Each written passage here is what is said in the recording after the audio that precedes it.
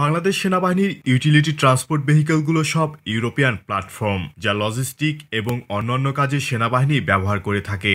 আপনাদের জন্য নতুন একটি সুখবর হলো, বাংলাদেশ সেনাবাহিনীর নতুন ৩ টনের মিলিটারি ট্রাক ক্রয় সংক্রান্ত ইভালুয়েশন নোটিশ জারি করেছে। এর আওতায় বাংলাদেশেই এই ট্রাকগুলো লোকালি অ্যাসেম্বল করা হবে।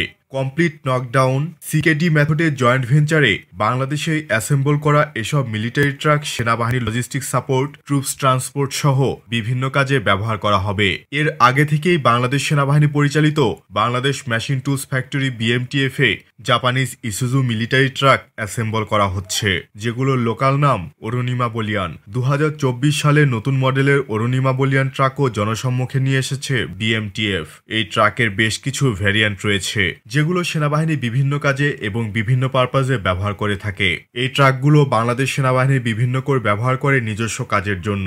বাংলাদেশ ছাড়াও মালদ্বীপের সামরিক বাহিনীও এসব ট্রাক ব্যবহার করে থাকে। 2017 এবং 2021 সালের ডিসেম্বর মাসে বাংলাদেশের অ্যাসেম্বলকৃত এসব যানবাহন উপহার দেওয়া হয়।